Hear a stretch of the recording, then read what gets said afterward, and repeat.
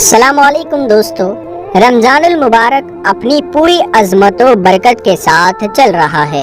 اور اس مہینے میں نوجوان نسل برکت حاصل کرنے کے بجائے اس کا الٹا یعنی کہ ان کی عادت بن چکی ہے کہ وہ ساری رات جاگتے ہیں۔ کوئی کرکٹ جیسے کھیل کھیلتا نظر آتا ہے تو کوئی موبائل فون یا موویز دیکھتا ہے، اور اسی طرح جب سحری کا وقت ہوتا ہے تو یہ لوگ سحری کر کے روزہ رکھتے ہیں اور نماز فجر ادا کر کے سو جاتے ہیں۔ دوستو، جو لوگ سحری کے بعد سو جاتے ہیں وہ حضرت علی رضی اللہ تعالیٰ عنہ کا یہ بیان ضرور سن لے۔ تو چلیے، یہ ویڈیو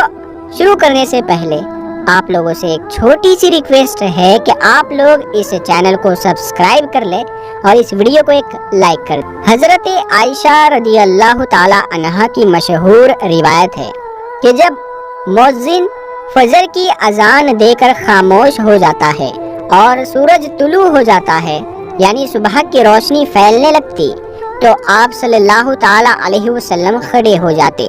اور 2 رکعت سنت فجر ادا کرتے اور اس کے بعد اپنی داہنی کروٹ پر لیٹ جاتے تھے، یہاں تک کہ مؤذن اقامت کہنے کی اجازت حاصل کرنے کے لیے رسول اللہ صلی اللہ تعالیٰ علیہ وسلم کے پاس آتا تو آپ صلی اللہ تعالیٰ علیہ وسلم نماز کے لیے مسجد تشریف لے جاتے تھے۔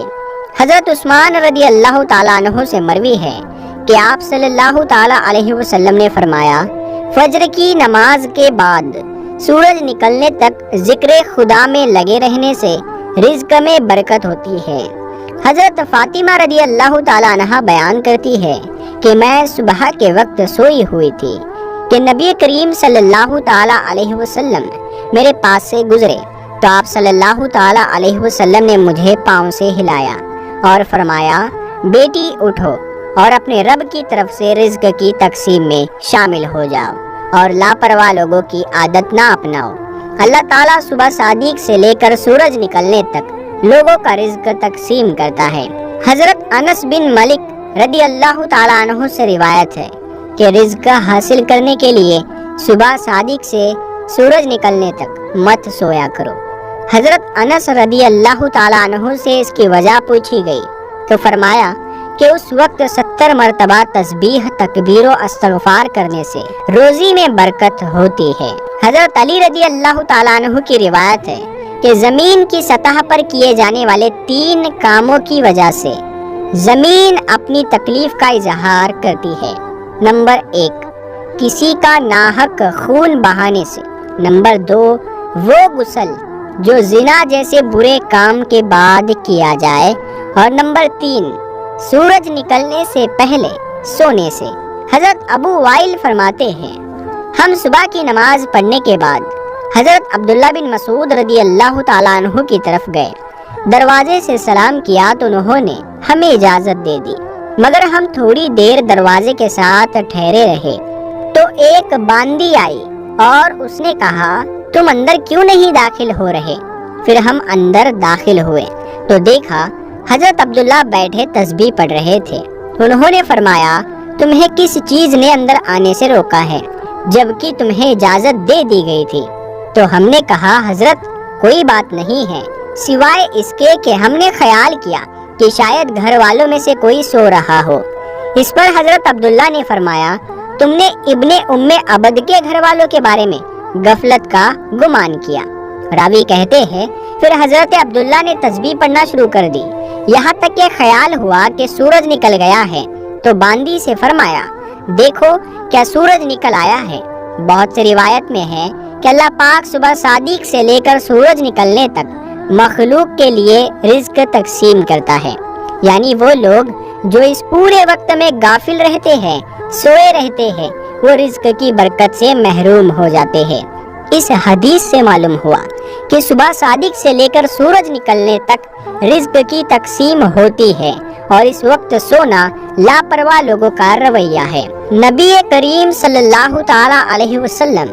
اور صحابہ کرام رضوان اللہ تعالیٰ علیہم اجمعین، ان لوگوں کا طریقہ کار یہ تھا کہ جب وہ فجر کی نماز پڑھ لیتے تھے تو سورج کے نکلنے تک اپنی جگہ پر ہی بیٹھے رہتے تھے اور ذکر و اذکار میں لگے رہتے تھے اس وقت ذکر الہی میں مصروف رہنے سے رزق میں برکت ہوتی ہے، اور ہمارے معاشرے میں راتوں کو جاگنا تو جیسے ٹرینڈ ہی بن گیا ہے۔ نوجوان نسل رات کو 3-4 بجے تک جاگتی رہتی ہے اور فیس بک، انسٹا، واٹس ایپ وغیرہ پہ اپنا وقت ضائع کرتے رہتے ہیں۔ اسی طرح ان کی صبح کی نماز بھی قضا ہو جاتی ہے، اور یہ دوپہر کے 1 یا 2 بجے تک سوتے رہتے ہیں، اور ان کے گھر میں بھی کوئی ایسا فرد نہیں ہوتا جو انہیں ایسا کرنے سے روکے۔ ہم آج کی ویڈیو میں آپ کو یہ بھی بتائیں گے کہ ایسے نوجوان کے بارے میں حضرت علی نے کیا ارشاد فرمایا ہے، اور ان کی قسمت میں ایسا کرنے کے لیے، ایسا کرنے کی وجہ سے کیا کچھ لکھ دیا جاتا ہے جو ایسے حالات کی لپیٹ میں آ چکے ہیں۔ حضرت عبداللہ ابن عباس رضی اللہ تعالیٰ عنہ سے مروی ہے کہ جو بھی انسان صبح کے وقت میں سویا رہتا ہے تو اس عمل کو اسلام نے سخت ناپسند قرار دیا ہے۔ یہ دوپہر کے علاوہ کسی بھی اور وقت میں مت سویا کرو، جسے قیل اللہ کہا جاتا ہے، اور اسے دوپہر کے وقت ہی ادا کیا جاتا ہے، اور یہ ہمارے پیارے نبی حضرت محمد صلی اللہ تعالی علیہ وسلم کی سنت بھی ہے۔ قیل اللہ وہ نہیں کہ انسان پیٹ بھر کر کھانا کھا کر سو جائے۔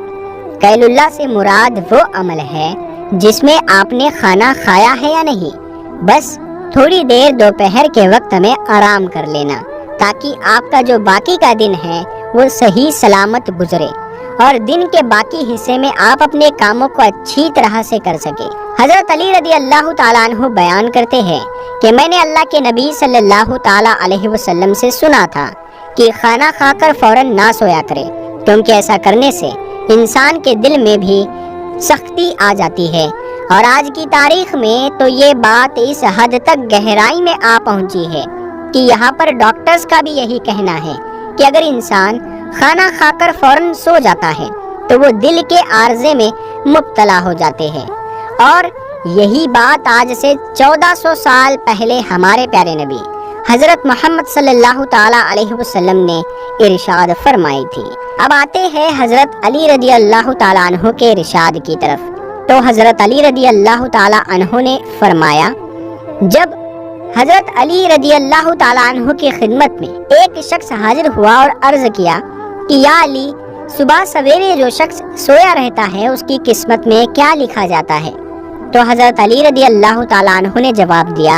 اے اللہ کے بندے، میں نے اللہ کے نبی صلی اللہ تعالیٰ علیہ وسلم سے سنا ہے کہ جو بھی شخص صبح کے وقت سویا رہتا ہے اور اس کی فجر کی نماز بھی قضا ہو جاتی ہے، یا پھر وہ فجر کی نماز ادا کر کے سو جاتا ہے، تو جب فرشتے آسمانوں سے ان کے مقدر کا رزق لے کر زمین کی طرف آتے ہیں اور انسانوں میں رزق بانٹنے لگتے ہیں، تو جب کسی انسان کو سویا ہوا دیکھتے ہیں تو ان کے حصے کا رزق فرشتے واپس اپنے ساتھ لے کر آسمانوں کی طرف لوٹ جاتے ہیں، اور جب وہ اپنی نیند سے بیدار ہوتا ہے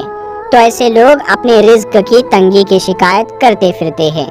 آپ نے اکثر ایسے لوگوں کو دیکھا ہوگا۔ کبھی آپ ان لوگوں سے جو رزق کی تنگی کی شکایت کرتے ہیں ان سے جب آپ یہ پوچھیں گے کہ صبح یہ لوگ کتنے بجے اٹھتے ہیں تو ان کا جواب زیادہ تر یہی ہوگا کہ صبح سویرے تو ہماری آنکھ ہی نہیں کھلتی، ہم سے صبح اٹھا ہی نہیں جاتا، ہمیں صبح اٹھنا بہت مشکل لگتا ہے۔ لہٰذا یہی وجہ ہے کہ جس کی وجہ سے ایسے لوگوں پر رزق تنگ کر دیا جاتا ہے، اور پھر وہ اپنی تنگ دستی اور بے روزگاری کی شکایت کرتے پھرتے ہیں۔ ہماری آپ سب سے یہ گزارش ہے کہ صبح سویرے اٹھ کر فجر کی نماز ادا کریں، قرآن پاک کی تلاوت کریں، پھر اس کے بعد اپنے دن کا آغاز کریں۔ پھر آپ دیکھیں گے کہ آپ کا دن کیسے سکون کے ساتھ گزرتا ہے، آپ کے دن میں بھی برکت ہوگی اور رزق میں بھی۔